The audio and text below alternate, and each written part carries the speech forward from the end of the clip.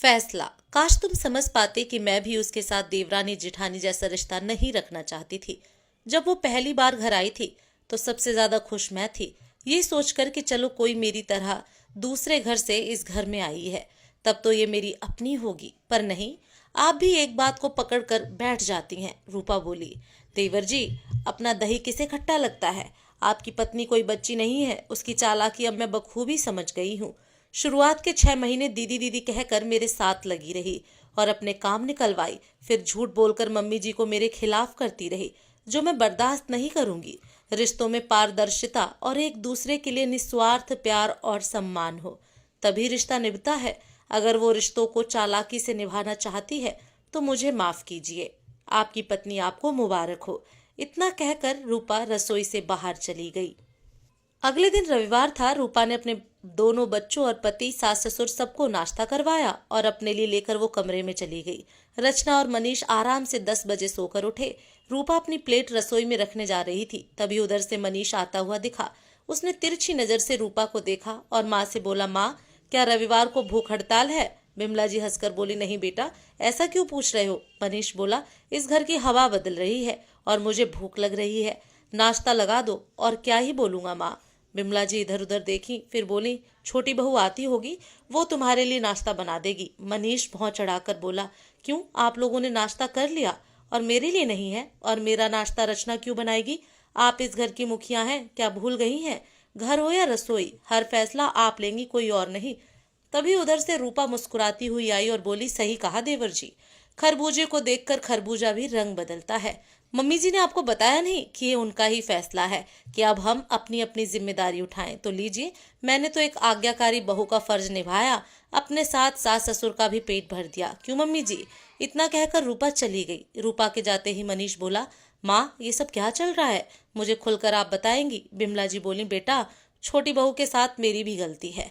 एक रोज वो बहू की शिकायत कर रही थी तो मैं भी सुन रही थी, और तुम्हारी शादी को 1 साल से ऊपर हुआ, पर तुम्हारी बीवी घर का एक काम नहीं करती। मनीष बोला, माँ, इन सब बातों से नाश्ते का क्या ताल्लुक है। बिमला जी बोली, बेटा, आज तक रसोई की जिम्मेदारी तो बड़ी बहू उठाती आई, ऊपर से उस दिन किट्टी पार्टी में तुम्हारी बीवी अपनी सखियों के सामने बोली कि मेरी जिठानी को बुद्धू बनाना बहुत आसान है। रूपा बहू ने सब सुन लिया था, बस। मनीष बोला, क्या बात कर रही हैं। रचना ने भाभी के लिए यह कहा, और उसके इस कांड में आप भी शामिल थीं। माँ, अगर भाभी नाराज हो गई तो उन्हें मनाइए, वरना एक घर की क्या हालत हो जाएगी। बिमला जी बोली, अरे होगा क्या, जब तुम्हारी भाभी ने उस दिन जब सब सुन लिया था तो बहुत हंगामा हुआ। वो तो घर छोड़कर जाने को तैयार हो गई थी। बड़ी मुश्किल से मैं और तुम्हारे बाबूजी ने उसे समझाया, और उसी वक्त मैंने अनजाने में कह दिया कि तुम दोनों अपनी अपनी जिम्मेदारी संभाल लो। मनीष बोला, ये आपने क्या किया। आपको पता है, रचना से घर का एक काम नहीं होता है। आप तो गलती करके भी भाभी के साथ हो ली और मुझे फंसा दिया। बिमला जी बोली, बेटा, अपनी पत्नी से कहो कि अपनी गृहस्थी संभाले। अरे अभी तुम दो हो, कल को तुम्हारे बच्चे होंगे, और आखिर बड़ी बहू कब तक सब संभालती रहेगी। एक ना एक दिन तुम्हारी पत्नी को जिम्मेदारियां तो लेनी ही होंगी, और मैं तो उसके साथ इसलिए रहती हूँ कि इस बुढ़ापे में मुझसे अब काम नहीं होगा, और तुम्हारी पत्नी अपना नहीं कर सकती तो मेरा कहाँ से करेगी। इतना कहकर वो अपने कमरे में आराम करने चली गई। रचना आराम से नहाकर बाल लहराते रसोई में आई तो देखा मनीष अपने लिए ब्रेड सेक रहा है। रचना बोली, आज नाश्ता नहीं बना। मनीष गुस्से में बोला, उल्टे सीधे काम करती हो और सोचती हो तुम्हें कोई गर्मा गर्म नाश्ता परोस के देगा। मुझे सब पता चला कि तुम और माँ दोनों भाभी के खिलाफ क्या क्या करती हो। मैं सोचता था भाभी फालतू में गुस्सा कर रही हैं। फिलहाल तो मैं चाय और ब्रेड से काम चला लूंगा, पर फटाफट मेरे लिए नाश्ता बनाओ। रचना बोली, मैं तो सोची थी भाभी भूल जाएंगी, पर इतनी सी बात को इतना खींचने की क्या जरूरत है। और खाना बनाकर खिलाती हैं तो कोई एहसान नहीं करती हैं। आखिर आप भी पिछले 3 साल से कमाकर इस घर में देते हैं। मैं तो कभी हिसाब लेने नहीं गई, और वो मेरी जिठानी है, मेरी सास बनने की कोशिश ना करें। भाभी भाभी बोलकर थोड़ी इज्जत क्या दे दी तो सर पर बैठ गई। चलो हटो, मैं मैगी बनाती हूँ। मनीष बोला, एक तो गलती करती हो, ऊपर से फालतू की बातें करती हो। मेरे घर में ये सब नहीं चलेगा। उस रोज तो मैगी से काम चल गया। फिर अगले दिन रूपा अपने समय पर जागी, बच्चों का नाश्ता करवा स्कूल भेजी, फिर पति के लिए नाश्ता तैयार करने लगी। सुबह के वक्त हर घर में भागा दौड़ी मची होती है, कभी बर्तनों के गिरने की आवाज तो कभी बाथरूम से पति देव ये कहते हुए कि मैं तौलिया भूल गया। इन्हीं सब के बीच रचना आंख मलते हुए अपने कमरे से निकली और बोली, घर है या मछली बाजार, समझ में नहीं आता, इतने शोर में कोई सो भी नहीं सकता। बिमला जी बोली, बहू क्या कह रही हो, सोच समझ कर बोला करो। तभी उधर से मनीष मॉर्निंग वॉक करके आ रहा था। रचना की नजर उस पर पड़ी। वो बोली, मैंने एक शब्द नहीं कहा और आप लोग मुझ पर राशन पानी लेकर चढ़ गए, इसलिए ना कि मेरे पति को भी मेरी परवाह नहीं है। इतना कहकर वो झूठे आंसू बहाने लगी। रूपा के पति शोभित बोले, रचना क्या कहा तुमने, ये घर नहीं है मछली बाजार है। आज से पहले तुम्हें इस घर का शोर परेशान नहीं करता था और अचानक ऐसा क्या हो गया जो हमारे लिए तुम्हारी सोच बदल गई? और अभी किसी ने तुमसे कुछ नहीं कहा, फिर ये रोने का नाटक क्यों? रचना बोली, भैया वो तो गलती से मेरे मुंह से निकल गया होगा। अब देखिए ना, आज तक भाभी और मम्मी जी ही घर संभालती आई हैं, एकाएक मुझ पर जिम्मेदारी देना चाहती हैं। आप ही बताइए मैं कैसे संभालूंगी? गुस्सा तो आएगा ही। और आपको क्या अच्छा लगेगा अगर आपका भाई भूखा प्यासा ऑफिस जाएगा?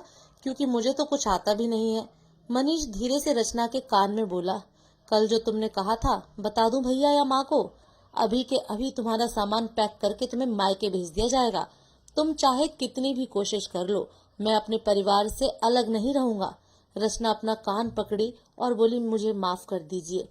शोभित रूपा को आवाज लगाया और बोला, रूपा तुमने कुछ बताया नहीं कि घर में क्या परेशानी चल रही है? और माँ, आप इतनी देर से मेरे साथ बैठकर चाय पी रही हैं, आपने भी कुछ नहीं बताया। रूपा रचना को देखते हुए बोली, ये हम औरतों का मामला है, मर्दों का हस्तक्षेप वर्जित है। शोभित ने कहा, अच्छी बात है कि घर के मामलों को औरत अगर सुलझा ले तो हमें परेशानी नहीं होगी। तभी मनीष बोला, अरे भैया आपको तो परेशानी नहीं होगी, पर मुझे तो परेशानी हो रही है। इसकी गलती की सजा मुझे मिल रही है और ये जो इसका रोना धोना है सब नाटक है। भाभी ये तो सरासर अन्याय है, मुझे तो कुछ पता भी नहीं था। अगर इसने गलती की है तो आप इसे सुधारो, आप इसकी बड़ी बहन जैसी हैं। इसकी जगह अगर आपकी छोटी बहन होती तब भी क्या आप इसे यूं ही जाने देते? रचना को मौका मिल गया।